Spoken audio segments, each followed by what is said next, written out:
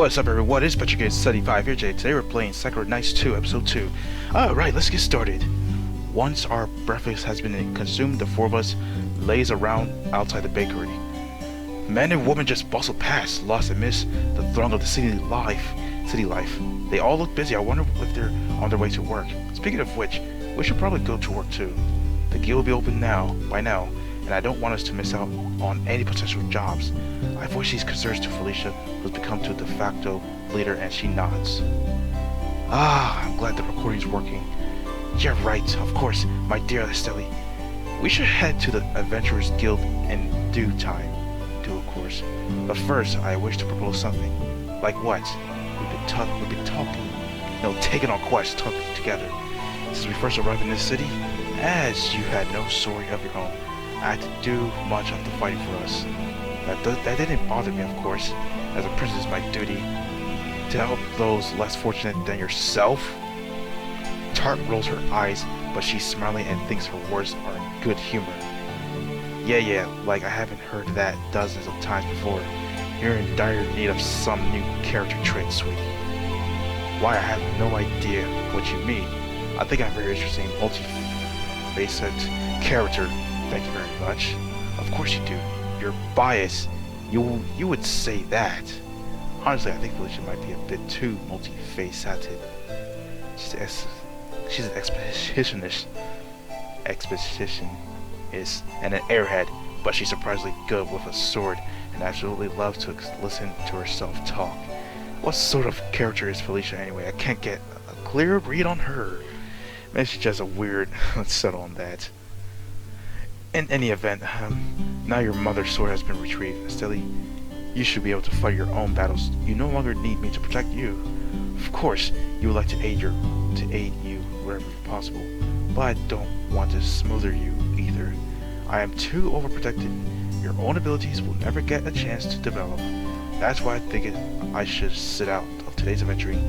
I don't want to hamper your development further. What do you think about that? Well, if I'm being perfectly honest, it sounds a little scary. I guess I've grown used to being with you. I trust you, and I know you. I'll be safe when we're together. I appreciate your company a lot, Felicia. But I think you're right. I have been relying on you too much. If I'm ever going to be a knight like my mother, I'll need to learn to stand on my own 2 feet. I'll take up my sword and I'll slay every single enemy that stands before me. I can do it. Even without your help, I'm going to do my best. Nicely spoken. I know you can do it, Estelle. I have the faith in you. You might be unskilled, but you make up for that with your determination. I shall cheer you on from a distance, on our hearts will always be linked, whether I'm by your side or not. Right, thank you, Felicia. I'll do my best, though I don't want to fight on my own. Would it be alright if Rune and Tart accompany me? That should be fine, yes. They need some combat experience too. Though I wonder what they think about my proposal. Don't mind, I can fight, I can help, Mitzi. She's my friend. Hey. How pure-hearted you all are. I must say I'm rather surprised by this turn of events. Do you trust me enough to go on adventure with me? Just the two of us? That is awfully bold of you. Aren't you afraid I'll betray you again? No, I'm not. I have faith in you. You're a member of our party now. I know you'll do the right thing. I know you have more integrity than you like to pretend. That is a very sweet sentiment. You really are adorable. Though that's precisely why it was so easy for me to steal from you in the first place. You wouldn't steal from me. I wouldn't let you, even if you tried. We're going to reform you, whether you like it or not. My, how forceful you are. That sounded almost like a threat. Though I must say, I don't dislike pushy women. In fact, I find them quite attractive. Tart licks her lower lip with her tongue. My face burns in response. Tart might be a member of our team now, but I'm still not entirely sure how I feel about her. I do trust her, but her flirtatiousness nature is hard for me to deal with. She seems to delight in teasing me. Her favorite pastime, beyond swindling stupid people, must be making cute girls blush. Not that I'm particularly cute. Yeah, you can stand to be even firmer with me, Estelle. If I'm naughty, I'll let you punish me. That just sound like a lot of fun. You know, like when I push you, you scream, you say okay now. No, it's only okay to me. Push around me in very specific circumstances. Circumstances? Like loot, escapades, amorous encounters, ravishments. I'm all for a bit of roleplay, but I don't want to get genuinely hurt, you little monster. I monster? Yes, you are. You're far too rough. You even tried to drown me once. You deserve, you annoying. What? You still have a grudge even after listening to my sob story? You're a tough nut to crack. Oh my gosh. I crack you first. Crack your head. Smack. I like to see you try it, you little pipsqueak. That's an invitation. Bring it on. Alright, you two can calm down. We're getting off topic here. Felicia, who's somehow become the voice of the reason, comes between the two bickering animal girls before they can start flipping tables and scratching eyes. Estelle, the choice is up to you. Who do you want to go adventuring with today? Well, let me see. It would be nice if I go adventuring with Tard and Rude, but I don't know how possible that is. We're all on the same side now, but they're acting like sworn enemies. I have to pick one or the other. But which do I trust the most? I don't even know at this point, you know? If we go by ourselves, but yeah. Go with Tard, go with Rune. I don't know what the hell. Okay, fine, let's just go with Rune. RuneScape. We're just gonna call Rune RuneScape for today. After some deliberation, I decided to embark upon today's quest with Rune. Alliance access to slay a few monsters lurking before the forest, and I'm quickly to comply. Rune and I venture forth into the woods, ready to fight. We find the monsters soon enough and engage them in combat. The monsters are very strong, but the fight is tiring. I'm still not used to wielding the sword, and its weight is rather cumbersome. I might have netted though during my childhood years, but not even that constant exercise is enough to prep my body for the hardships of battle. Fortunately, I'm able to keep everything under control. I slay several of the monsters myself, and those I miss, Rune is quick to dispatch. I'm wary, but I'm happy. Fighting alongside somebody else made me determined to prove myself, and I like to think I succeeded. I didn't even drop my sword during today's bout. For butterfingers like myself, that's quite the accomplishment. The monsters defeated, Rune and I retrack our footsteps. If we can keep up a good pace, we should be able to return to Grimmery before the evening falls. That was the idea at least. Until it starts to rain. Even worse. Rune and I take shelter beneath the boughs of large oak tree. We've been waiting for almost a half an hour. The rain stops, but it persists. In fact, I think it might be heavier than it was before. It's cold. A few droplets of rain snake through the canopy of leaves about my head. They land on my scalp and trickle down the small of my back. So I shudder. I've been sitting down for so long behind my starting to feel numb. I want to get up and stretch my legs, but my lap's completely occupied. Rune rests against me, her head on her chest, her arms loop about my waist, and her silky hair tickles my cheeks. She's been awfully quiet. I wonder if she's asleep. Rune, are you awake? I give my companion a gentle shake, but this yields nothing other than a soft sigh from Rune's pursued lips. Let's try this again. Rune, wake up. You're a little heavy. I nudge her again. I feel somewhat guilty as I do. She does look rather comfortable, and there's no real point in stirring her. The rain's coming down so hard, it's not like we're able to resume our journey back to the city. Maybe I should let her sleep on and ignore the cramps in my arms and legs. The earthy ground is damp, and the back of my thighs will be getting all gross and muddy. But that's a small price to pay, huh? Rune's been very helpful today. Without her, I doubt I could have completed today's quest. This can be her reward. I let my hands fall from Rune's shoulders and instead drape them about her. I meant to let her sleep on molest, but guess my slight shifting must stir hurt after all, because Rune blinks. It's see, you called me. I did, yes, but I changed my mind. You fought bravely. But so you must be tired. You could sleep if you want. I'm sleepy. Yes, fought hard.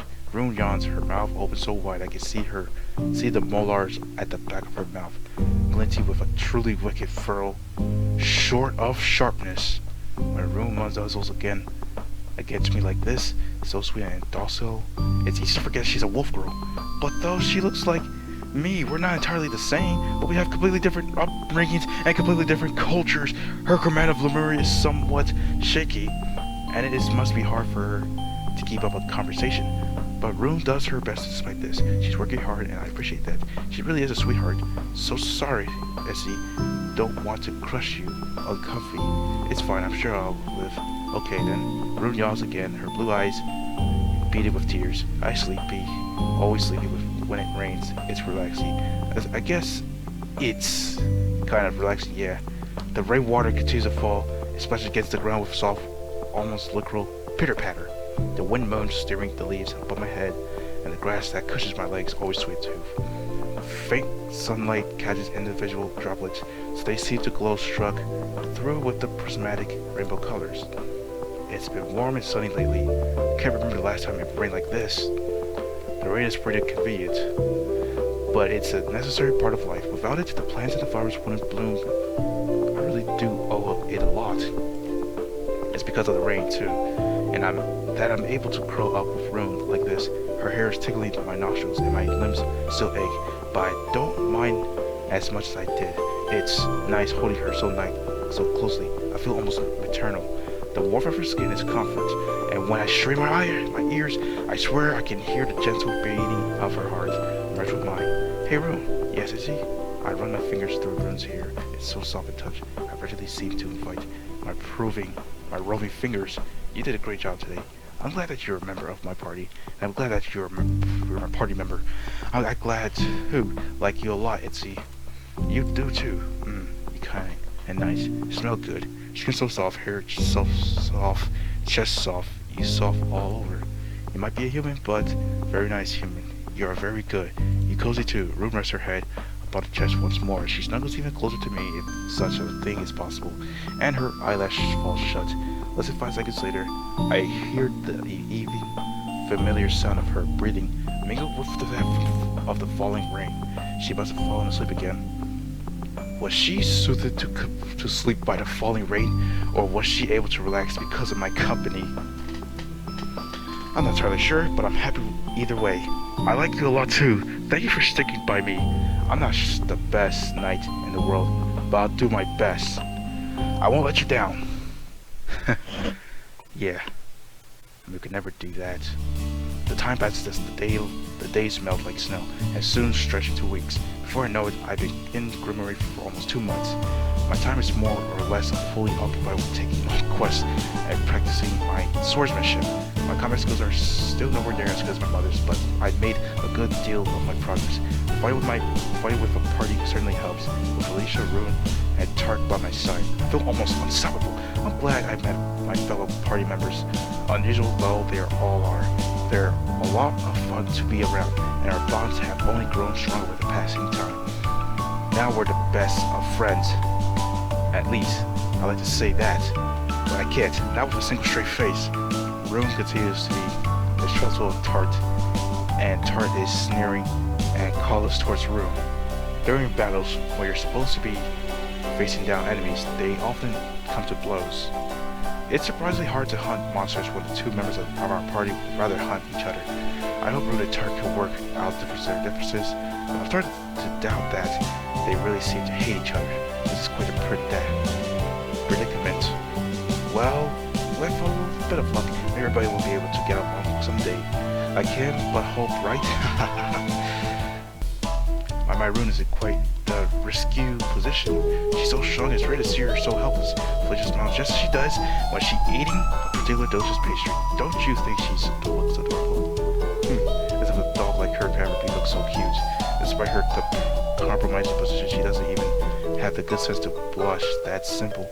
aesthetic. She's ruining this incredible chance to display her appeal. If she wants to flaunt her charms, she should stop snarling. That's Fanservice 101. Fanservice 101. Oh man. Yes, you might be right about that. She looks cute if she was a bit more embarrassed, I agree. But there's also something appealing about seeing a cute girl I trust up, all angry and indignant. Dewy-eyed innocence is entirely popular as always, but have a penchant for wild girls. What do you think Estelle would want? What do you think Estelle? What's your favorite sort of girl? I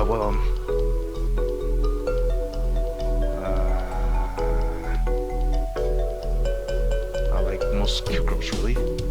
Oh, really? That's very, very interesting. Something about Felicia's laugh is setting me on edge. Why do you want to know about my taste anyway? No reason, don't fuss about it, so dear Estelle. Felicia smiles splendidly and rubs the top of my head with one hand, though this is supposed to ease my concerns. Of course it doesn't. I trust Felicia with a life on battlefield, but when it comes to personal matters, I'm a bit more wary. As for myself, my tastes are rather abroad. I prefer not to be a constraint, you see. As for persons, I am aesthetic, and I can see the appeal of a sort of woman, young and old. Ho ho. Well, there's no accounting for taste. I'm not very impressed with Rune's performance, though she isn't cute at all. I don't think she's uncute. But wait, why are we discussing this now? Are there more important matters at hand? Rune's been struggling against this man, Mandragora, for the last 5 minutes while we've been standing here talking about our taste in woman. Where's our sense of urgency gone? This is blatantly ridiculous. Curse Felicia and her penchant for incessant chatter. She talks so much, often about more irrelevant things. It's easy to get sucked into her weird temper. Let's just forget all that. It doesn't matter. Huh? Felicia pouts. Cute girls always matter. Silly. I thought that was something you could agree on. Yes, indeed. We might come from different backgrounds and even different races, but it's a shared love of cute girls that brings us all together. It would be no exaggeration to say that cuteness is the glue which holds society together. Without it, the world as we know it would crumble. There would be no point in living anymore. Well, you have a point, but can we discuss it later? Rune's in danger. Oh yes. Oh, poor dear. I got so caught up in my own dialogue. I forgot the girl my own party member was hit. I can't believe I could be so careless. Well, that's pretty bad. Coming from a girl who routinely strips in public, and I can't believe she could be so careless. I can believe it's quite easily.